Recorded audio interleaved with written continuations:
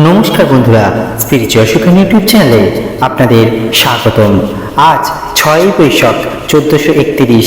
আজ পালিত হচ্ছে কামদা একাদশী। এই একাদশী উপবাস ইচ্ছা পূরণকারী উপবাস হিসেবে মনে করা হয়।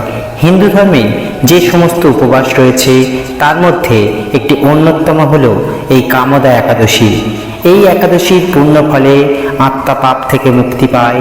এই একাদশী করলে পারিবারিক জীবনের সকল প্রকার সমস্যা দূর হয়। আজকের ভিডিওতে আমরা নিয়ে এসেছি কামদা একাদশীর শুভ সময়, পালনের সময় ও কামদা একাদশী ব্রত কথা। তাই ভিডিওটি শুরু করার আগে সবাইকে বলবো, ভিডিওটি ভালো লাগলে একটি লাইক করবেন, শেয়ার করবেন এবং চ্যানেলে যারা নতুন আছেন অবশ্যই চ্যানেলটিকে সাবস্ক্রাইব করুন। চৈত্র মাসের শুক্লপক্ষের একাদশী হল এই কামদা একাদশী। আজকের দিনে ভগবান বিষ্ণুর আরাধনা ও উপবাস করলে সকল প্রকার মনোবাঞ্ছা পূর্ণ হয় ও মৃত্যুর পর বৈকুণ্ঠ ধাম প্রাপ্ত হয়। পঞ্চাঙ্গ অনুসারে এই একাদশী তিথি শুরু হচ্ছে 18 এপ্রিল 2024 বিকাল 5টা বেজে 31 মিনিটে এবং 19 এপ্রিল রাত 8টা বেজে 4 মিনিটে এই একাদশী শেষ হবে। বন্ধুরা, এখন আমরা শুরু করব ব্রত কথা। চৈত্র মাসের শুক্লপক্ষের কামদা একাদশী ব্রত মাহাত্ম্য বরাহ পুরাণে বর্ণিত হয়েছে।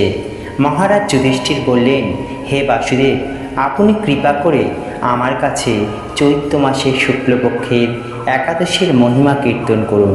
শ্রীকৃষ্ণ বললেন, হে মহারাজ, এই একাদশী ব্রত সম্পর্কে এক বিচিত্র কাহিনী আমি বর্ণনা করছি, আপনি এক মনে তা শ্রবণ করুন।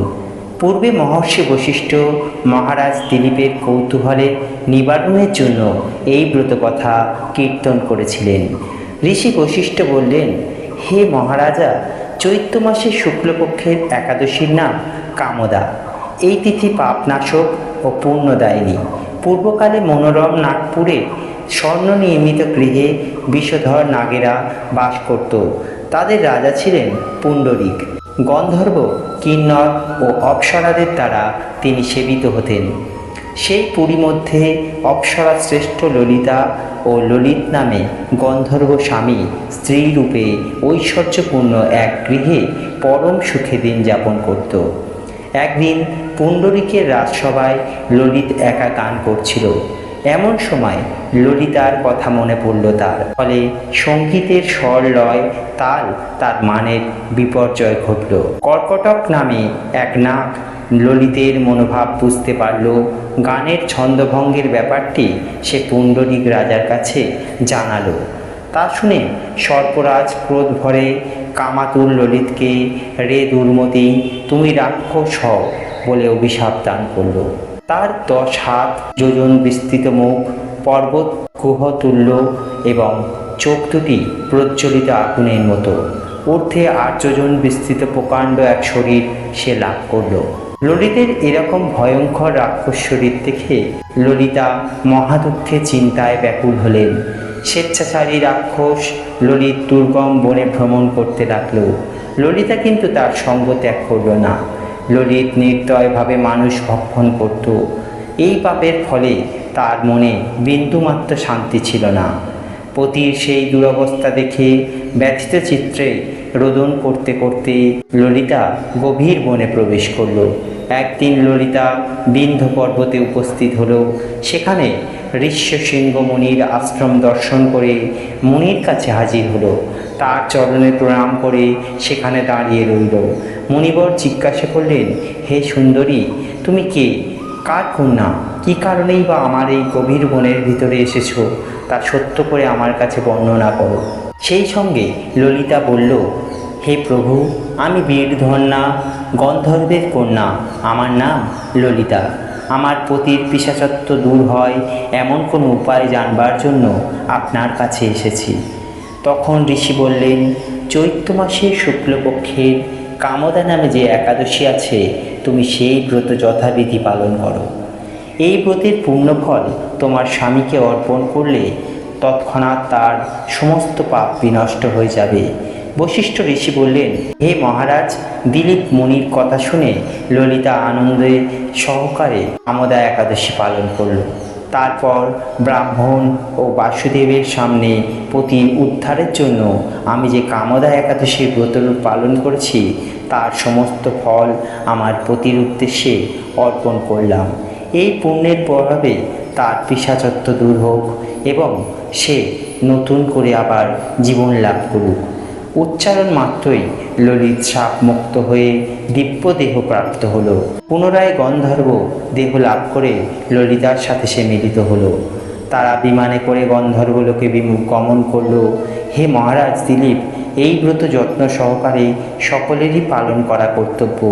এই ব্রত ব্রহ্মহত্যা, পাপ বিনাশক এবং পিশাচত্ব মোচনকারী। এই ব্রত কথা স্রষ্টাপূর্বক পাঠ ও শ্রবণে বাজপেয় যজ্ঞের ফল লাভ হয়। কামদা একাদশীর উপবাস করলে সাধক 100 যজ্ঞের সমান ফল পায়। এই উপবাস পালনের মাধ্যমে মানুষ তার কাঙ্ক্ষিত মনোবাসনা পূর্ণ করে, তাই এটি কামদা একাদশী নামে পরিচিত। বেদ ও পুরাণে বলা আছে যে 1000 বছরের তপস্যা, স্বর্ণ মুক্তা দান, কন্যাদান এবং প্রভৃতিকে যে পুণ্য পাওয়া যায় তার থেকেও কেবল কামদা একাদশীর উপবাস করলে বেশি ফল পাওয়া যায়। কামদা একাদশীকে তাই ফলদা একাদশী বলা হয়। এই একাদশী পালনের সঙ্গে সঙ্গে এই দিন অবশ্যই আপনারা কোনো গরিব মানুষকে কিছু দান করুন। বন্ধুরা, এখন আমরা জেনে নেব এই একাদশীর পালনের সময়। 20 এপ্রিল সকাল 5:50 থেকে 8:26 মধ্যে পালন সম্পন্ন করতে হবে। এই দিন পালন অবশ্যই আপনারা এই সময়ের মধ্যে পালন করুন এবং পারলে কিছু ব্রাহ্মণকে দান করুন।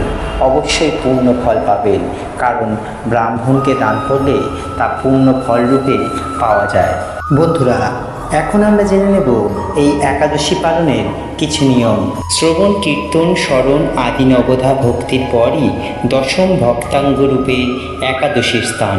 এই তিথিকে হরিবাসর বলা হয়। তাই ভক্তি লাভেচ্ছু সকলেই একাদশীর পালন করুন। একাদশী ব্রত পালনের পরম উপযোগিতার কথা বিভিন্ন পুরাণে বর্ণিত হয়েছে। একাদশী তিথি সকলের অভীষ্ট প্রদানকারী। এই ব্রত পালনে সমস্ত প্রকার পাপ বিনষ্ট হয় এবং সর্ব সৌভাগ্য ও ইচ্ছা পূরণ হয়। শ্রীকৃষ্ণের প্রীতিবিধান হয়। নারী পুরুষ নির্বিশেষে প্রত্যেকে এই একাদশীর ব্রত পালন করতে পারে। ভক্তি সহকারে পবিত্র একাদশীর ব্রত পালন করাই একমাত্র কর্তব্য। অহংকারবশত একাদশী ব্রত ত্যাগ করলে যম যন্ত্রণা ভোগ করতে হয়। যে ব্যক্তি এই ব্রতকে তুচ্ছ জ্ঞান করে জীবিত হয়েও সে মৃতের সমান। কেউ যদি বলে একাদশী পালনের দরকারটা কি, সে নিশ্চয়ই কুন্তিপাক নরকের যাত্রী। যারা একাদশী পালনে নিষেধাজ্ঞা জারি করে শনির কোপে তারা বিনষ্ট হয়। বিভিন্ন দিক থেকে তারা বাধার সম্মুখীন হয়। একাদশীকে উপেক্ষা করে তীর্থস্থান আদি অন্য ব্রত পালনকারী অবস্থা গাছের গোড়া কেটে পাতায় জলদানের মতোই। একাদশী বাদ দিয়ে যারা দেহধর্ম অধিক আগ্রহ দেখায় তাদের ধর্মের নামে পাপ রাশিতে ভরপুর হয়ে যায়। কলহ বিপদের কারণেও একাদশীর দিনে উপবাস করলে অজ্ঞাত সুকৃতি সঞ্চিত হয়। পূর্ণ প্রদায়িনী সর্বশ্রেষ্ঠ এই ব্রত শিহরির অতি প্রিয়। একাদশী ব্রত পালনে যে ফল লাভ হয় অশ্বমেধ, রাজসূয় ও বাজপেয় যজ্ঞ দ্বারাও তা হয় না। দেবরাজ ইন্দ্র যথাবিধি একাদশী পালনকারীকে সম্মান করেন। একাদশী ব্রতে ভাগবত শ্রবণে পৃথিবীদানের ফল লাভ হয়। অনাহার থেকে হরিনাম হরিকথা রাত্রি জাগরণের একাদশী পালন করা একমাত্র কর্তব্য।